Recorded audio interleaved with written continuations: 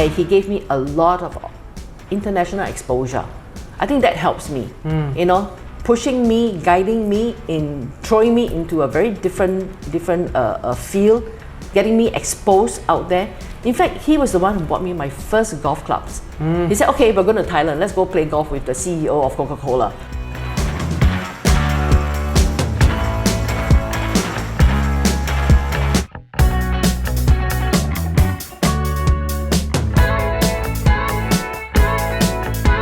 Our primary mission is to help them go back to work.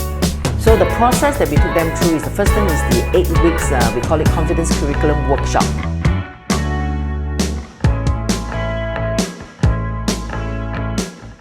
Kim Underhill, thank you so much for being with us today.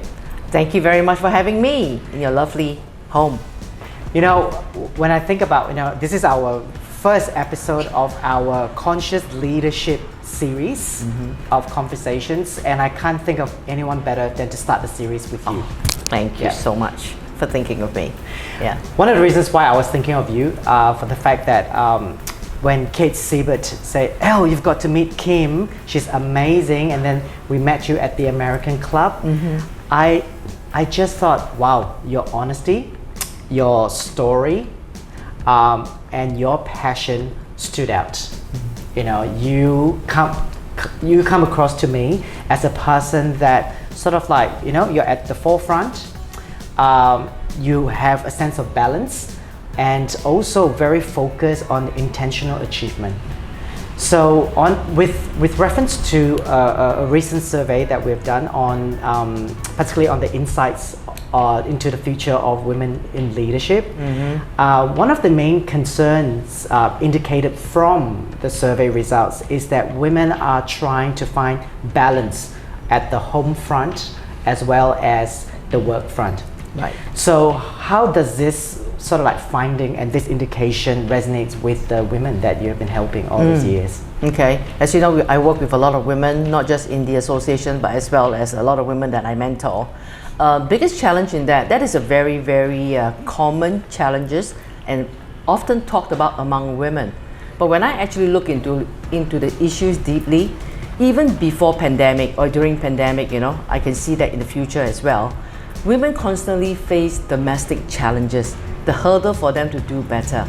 And what I've come up with is, what I've experienced myself with them is that often than not, it's in their head, it's in the thought process. Because they feel that women in general are a lot more controlling in the way things get done. They set very high expectations, especially at home, in the home front. Whenever there's a need for any domestic requirement, they jump into action, right? They step up.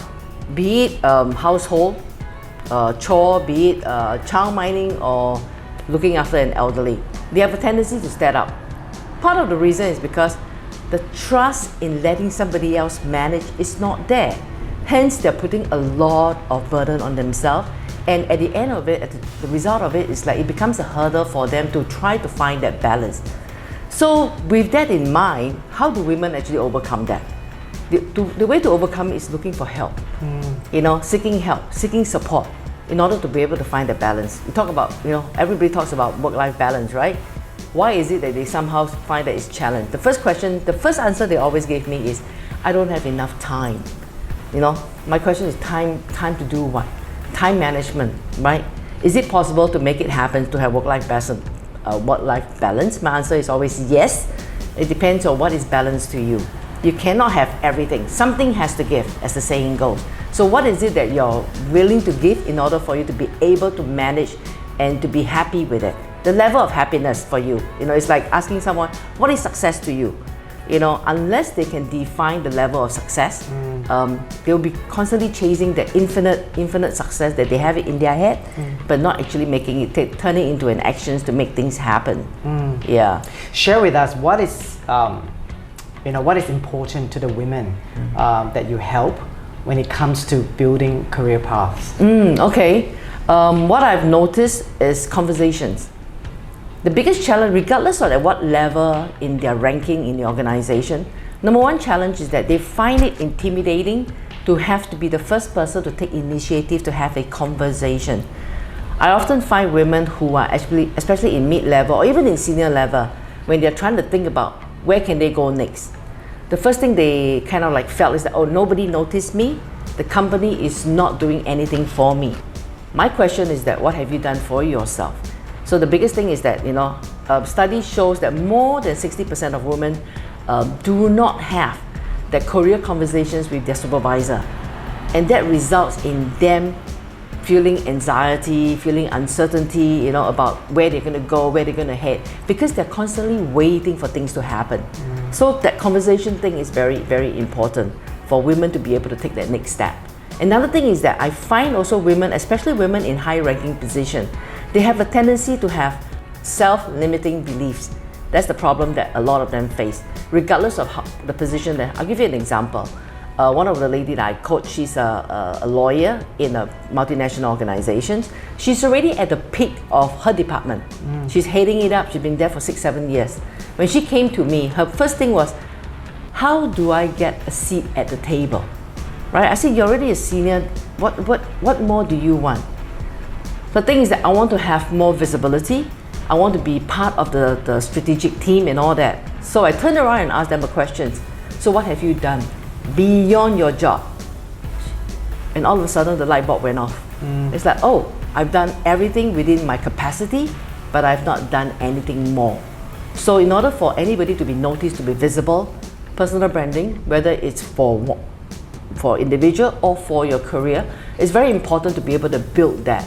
So that's one big area that I work with women on their personal branding and getting visibility. Yeah, that is such a good point, because many a times we are so focused at work and very dedicated at work. Yeah. And I can't assume what women go through when they go home to manage what are the needs at home and so forth. But the personal branding part really is so important to every professional who wants to be there.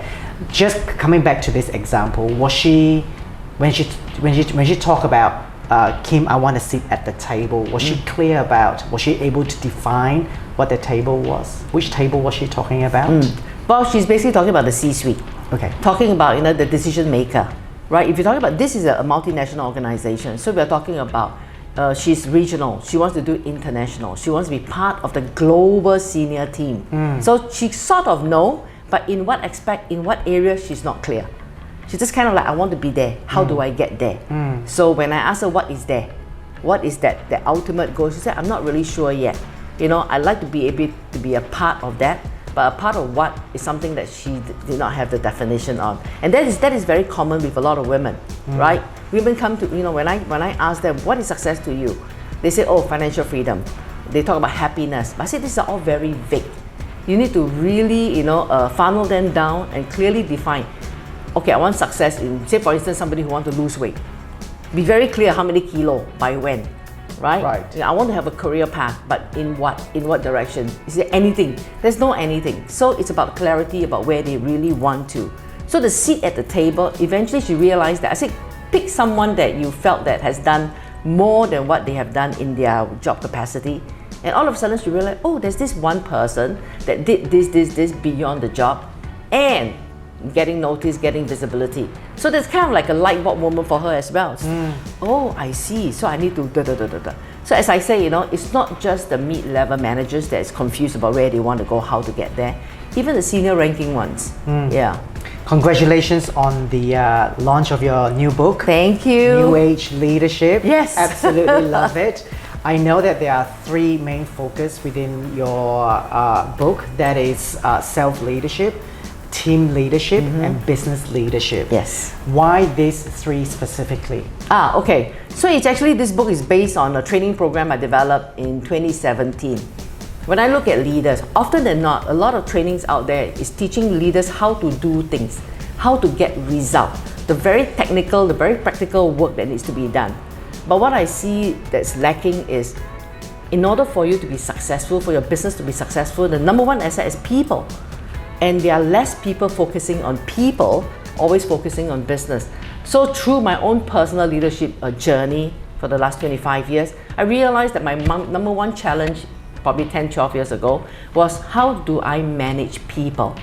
Where can I learn to understand people better? Then again, we're talking about people, so it's external. So in order for me to manage people externally, I have to first manage myself. So there's a lot of self-awareness, hence the development of the self-coaching method called Success Inside Out. I started a book that way actually. Which is your first book? Yes, which was my first book. So that was how it all happens, because I started trying to understand how can I coach myself?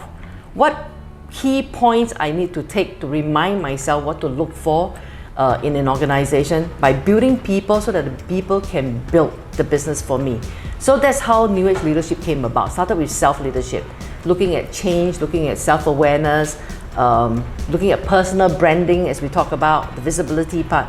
If I'm not strong enough, if I don't have a strong foundation, there's no way I can build a team, right? Because talking about, I have to walk the talk, show by example. Through me having a solid foundation, then I can build a team that is kind of like replicate me. Once you have the team, business is the easy part. Business is always the easier part once you have the right team put together. Wow, yeah. What insights. I remember the first time when we met each other in person, and you told me about your journey of building confidence. Yeah. I remember very, very clearly. You said to me, Elle, when I first started, all I knew was I knew how to type. Yes, that's correct. all I knew. That's right. And coming through the ranks, through life experiences, and now. So would you mind sharing with our audience what that journey was like? Okay. What are some of the spark or light bulb moments that that you have to put yourself in gear as part of that self-leadership to achieve where you are today? Okay. Wow. I'm amazed you remember the conversation. Very clearly. That stood out. That got your attention. Yeah. Yeah, true enough, because when I left school at the age of 15, other than speaking English and being able to type, actually I didn't really know how to type yet when I left at 15. My first job was a sales girl in a boutique until somebody said, why don't you go back? So I took up night class for typing school. Today doesn't exist anymore. Everybody somehow is born to know how to type. Through that journey, the only thought I have is that I have to work very hard. Without any formal educations, I have to be able to, whatever job that's given to me through the temporary employment agency, because I can type, I speak English, that's all they need, was to work very hard so that I do not lose that job. Plus also continue to work very hard so that I'm given new assignment. And I was very blessed with the agency. I was eventually able to get a permanent job with the assignment that was given to me. And again, I work very hard, and not only do I do my own personal job, whatever that I was given, I make sure that I'm always available to support the next person in the next desk, whoever that is there that requires to me, that is not about doing something that is not within my requirement, but to me it's a learning process. So I think it's the mindset I've had since I was young, or somebody call it nosy. I think that is the working smart part. Yeah, I think you are absolutely right. But at that time I didn't realize that. Right? I didn't know what it was. All I knew was keep working hard, keep learning as much as I can, make myself valuable so that I will not lose my job. That was really the first thing that was in my mind. Keep working hard. And through the years, I tried to take shorthand to be a kind of like an official secretary. I failed because shorthand is so difficult. I end up self-taught, self-learning, doing dictaphone. Wow. I tell my boss, you just keep talking and I'll just keep playing back and type. And that is how I eventually learned. Again, no qualifications, a lot of very practical learning. I must say I was very blessed through my journey to have a lot of sponsors, people who noticed my hard work and gave me opportunities. So that kind of helped me in many ways. Fast forward when I was in my early 30s, again, I still didn't have formal education. But I was lucky enough to meet a very good English boss who noticed my hard work. And also realized, why don't you have any formal qualification? And that was when he confidently managed to get the company to sponsor me to go back to school just to take certification. But through, it was a 1 year, 2 years course, it became a 6 years course. 6 years because he wanted me to go take my certificate, my diploma, and eventually my degree. Wow. I think, the light bulb moment on that, right about a year before I finished my degree, I went to my boss. I basically said, you know what, studying, looking after kids, it's very tough for me. I'm not sure if I can complete that. He just turned around and simply said, okay, fine, quit and go back and be a secretary. Oh, me being, somewhat a personality, I'm kind of like, no way, I'm going to show it to you. But what was interesting was, up until then, going back to school, I didn't even think that it was for myself. I didn't even, the light bulb moment was, I need to work hard. I was thinking, oh, since the company sponsored me, I better study and complete. That was my attitude. It was only when he started to say that, then I realized, yeah, why is it that I never looked at it from somebody is giving me a little push so that I can be better? Instead of, oh, you sponsor.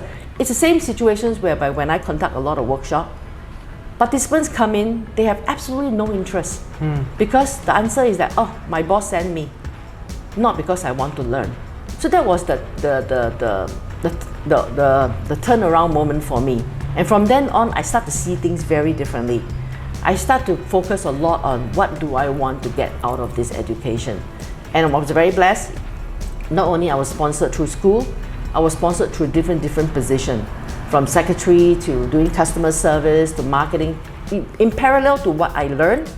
And ultimately, by the time my boss retired, 10 years after working with him, I was already a business development director, and he gave me a lot of international exposure. I think that helps me, pushing me, guiding me, throwing me into a very different field, getting me exposed out there. In fact, he was the one who bought me my first golf clubs. He said, okay, we're going to Thailand, let's go play golf with the CEO of Coca-Cola. I was like, huh, really? He said, yeah, it's okay, it's fine. So it's the opportunity that I was given. So when we think about confidence, it's not something that I consciously tell myself I have to build, because I was so ignorant that I have no clue. But the situations and the opportunity that was given to me allows me to be able to be expressive, to open up, to talk. And before I know it, I've strengthened my networking and building a brand for myself. So what I reflected on, as you were saying about, in your book, from self-management to business management, the business part is easy. You have to focus on yourself. And it's not about being selfish, it's more about being aware of what you can do, what you're made of, and how you can help others. So it's not from, like I said earlier, it's not coming from a point of selfishness. One of the things that I remember you saying at our first meeting was the fact that you said, Elle, when I work with women, I just tell them, don't worry about the men. They will be there, they are there. Even in a very male-dominated industry, where women can pull through. That's right. But they have to focus on that. So explain a little bit about that mindset. Okay, all right. A long time ago, when I first started out doing international business, right, I have the same mindset as most women. It's like, oh, I'm going to be working in a very male industry-led industry. So I need to behave like a man. I wear suits, I wear comfy shoes, I walk fast, I behave like them. Especially when I first went to Japan and Korea. It's the reputation that they have, right? The stereotyping. But through the years, I realized that it is not about how I look. It is more about what I know. I always tell, and the other thing is about women. So one thing that I told women, if you look good, if you look pretty, flaunt it.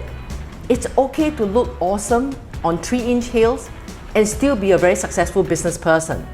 And of course, that didn't come to me just like that. It was from me watching the show called House, when one day he just popped his head into the women's manager's office and he said that, wow, you look powerful yet sexy. And that kind of like got me thinking, why do I have to dress like a man to be in the men industry? So whenever I talk to women, it's about, if you're a woman, take advantage of you being a woman. Because when you look good, like it or not, an attractive person gets into the door a lot quicker. But then the second reminder is, getting in the door is easy. Make sure that you don't get kicked out without the knowledge. Make sure that you keep yourself valuable. Make sure that you understand what you're chasing, right? Hence, I'm always telling people to have continuous learning in any way that you can. If you can get formal education, it's good. Because my personal experience is that through education, I was able to gain success in mini steps, but it helps my journey. So my number one thing is always about telling women, please do not worry about the men next to you. What you're fighting is knowledge, because leadership and business is gender neutral. The minute a woman feel that they are lag behind because they are women, that is the mental and psychological challenge that they have to first fight, within themselves. It's about the self-limiting beliefs, right? So that is always the message that I'm trying to help women. Yes, there are powerful men around you. Question is that in terms of capability, where do you stand? Do you think you can do the job as good or better? If the answer is yes, the next question is, why aren't you fighting for it? Right? So a lot of all this glass ceiling and all that, to me is a myth. To me is we impose it on us. Women have a tendency to see all that, the boys club and all that, right? And the simple thing is that boys are very simple people, men in general. Very simple people. They are very straightforward. They are less sensitive, but they don't do you harm. If you are good enough, you will be enough for the role. Personally, for the journey that I've come through, when somebody asked me about gender inequality, personally, I have never felt it, because I did not allow it to happen. I was busy working hard.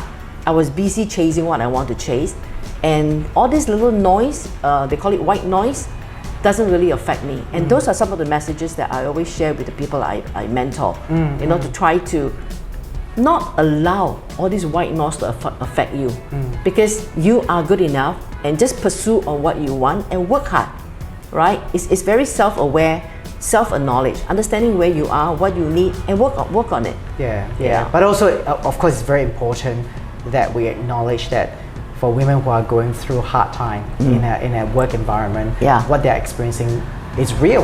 Yes. And of course, we never in any business, any professional business person will endorse harassment and misogynistic behavior.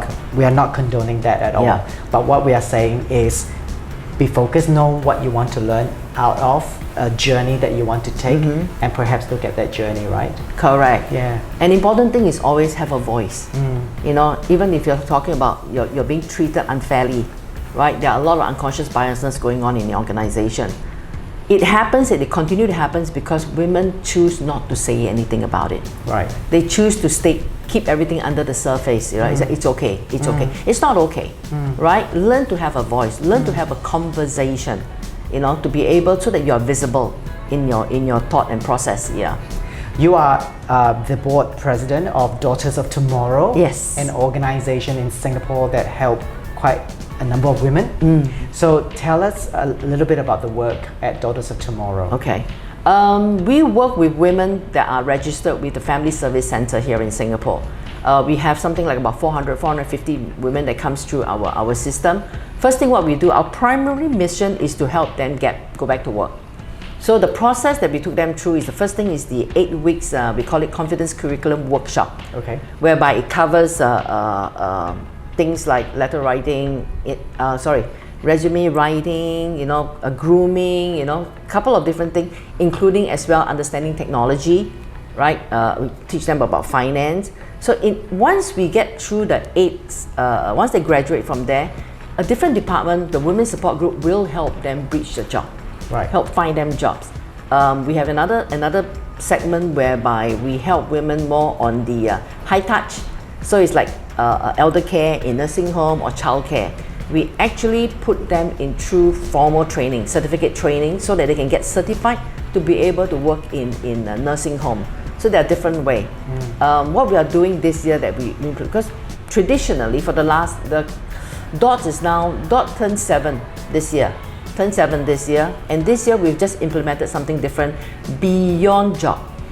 Because all this while all we are trying to do is get them so that they have a job, right? Unfortunately, majority of the jobs are blue collar jobs, right? Blue collar because of their background, and plus also they are constrained in time and stuff like that. But what we are now encouraging and raising fund and putting more fund in is getting them from blue to white. Blue to white meaning trying to teach them more entry-level administration work, soft skill, the software skills and things like that, technology and all. in hope to be able to get them into office work. So on one side, we are also working with our corporate partners. We have a lot of corporate partners. They have to open up their door to want to do this as part of their CSR. So this is slowly what we are elevating our women's ability so that they can have better livelihood for themselves as well as for their children. And also one of our conversations since we met was particularly relating to being more conscious. I know you are huge on networking amongst business women, and how would you suggest women find the networks that could really support them, especially if they're going through a challenging time? Okay, right. Depending on what level you are, right? If you are in the underprivileged level, there's always a huge community out there to go to. Question is whether do you want to, right? So that's one level. But for the mid-level women, the young women that they are all growing in their career, I suggest that they go to Women Association. Singapore, there are many of them under the umbrella of SCWO, the Singapore Council Women Organization. It's got about 50 organizations under that. Some are non-profit, some are profit, but majorities are non-profit. The one that I'm also a board president is called Singapore Business Professional Women Association, whereby we have women from mid and high level career path in their career at this time. The key things about that is getting them to connect, collaborate, contribute, and communicate. So that's my mission as president for the last 2 years, is trying to get women to do that. So knowing what you know now and also knowing the impact of COVID to the corporate sector, what do you think is one of the most important attributes that future business should really look at to attract great people? You want someone that is very conscious, very self-aware about who they are, where they are now, and where they want to go. That is one thing that we need to look at. In order for that individual to be able to do that, this person has to live their life very intentionally, right? I often encourage people to have daily intention, right? So it's the same thing for an organization hiring a leader. You know, the old way of doing business, you want a leader who are successful, have a history of keeping your business, making sure that it's profitable business and all that. But today when we look at leader, we want a leader with a heart. Okay. Yeah, so that's very important. Leader who empathize, which, if you talk about it, women has more of that. So why are there not more women leaders in the market, right? It's about educating organizations to look at leaders beyond just the bottom line. Because if they look at people first instead of business first, the business will grow. But then you have good people that will help you build and bring in more better people and to be able to develop people for sustainability. Because when you just look at the profit, it's short term. As we all know, how many big organizations hire powerful people, came in 2-3 years later, they're gone. Because these leaders that they hire are very focused on themselves, not focused about the organization and the long term in developing people for long-term sustainability. So for any organization, look for someone with the heart. The knowledge, the skill, and the ability is there. I always say that is a given because your credentials say it, on your resume. But what else are you looking for? You're looking for, as your title say, you're looking for very conscious leader. Conscious in what way? Conscious in people. That's number one thing that they have to look for. And that's the way I see. You mentioned about, I would like you to give us a little tip if you don't mind. You mentioned in your paragraph earlier that you encourage people to have daily intentions. Yes. What do you mean by that and how do we do that? Okay, right. There are two ways to do that. There's one way is I call it the happy box. Get yourself a shoebox or whatever fancy box that you have. Every time you think about something you want to do, something that is positive, of course, write it down on a sticky paper, throw it in the box. That is one way to do it. The other thing to do it is that when you wake up in the morning, look at yourself in the mirror, again with a piece of paper and write out, how is my day going to be? You can just tell yourself, I'm going to have a good day because yesterday was not a very good day. Why was it not good? How are you going to make a difference today? So intention means like you not just listing down the tasks, because that is really just a work list, to-do list. We're talking about mentally, psychologically. How do you prepare yourself for the rest of the day? right? Am I going to be doing this and that? Am I going to be feeling this or that, right? I have a big meeting coming up. I'm going to be nervous, but I'm going to take control, right? So having daily intention has a lot to do with how do we take control of our life. Often than not, I see people freaking out, right? They're losing it when they're out of control. When something happened that they're not happy about. First thing is, do you have control? If you have, take action. If you don't have, let it go. So that is also part of intention setting. Learn to let it go, or learn to take the next step and make a difference. The whole idea is about be the change before change changes you. It's about taking that. So the intentional part is about how are you going to start your day, how your day is going to be, and also at the end of the day before you go to bed. Look at a piece of paper or start reflecting. You know, what was my intention this morning? Did I actually achieve any of that?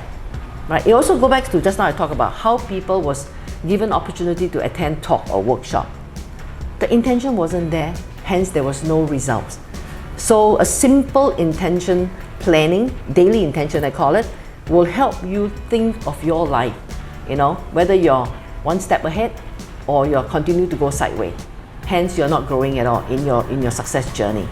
That is such a wonderful advice. I'm going to try that as of today, not even tomorrow, as of today. I will try that over 7 days, and I'll tell you what could possibly shift in my mind and my behavior. Very good. So, I forgot to tell you about the happy box. Yes. The happy box is really a self-encouraging, for self-encouragement.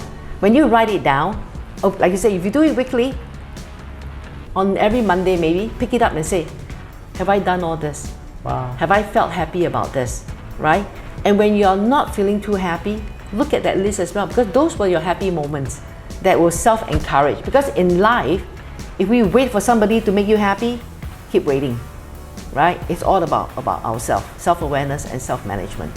Thank you, Kim, so much for your time. You're welcome. And give us your website address so that people can read more about what you write and what you teach. All right. The website is www.kimunderhill.com. As simple, it's just my name. Fantastic. If you Google my name, it's there.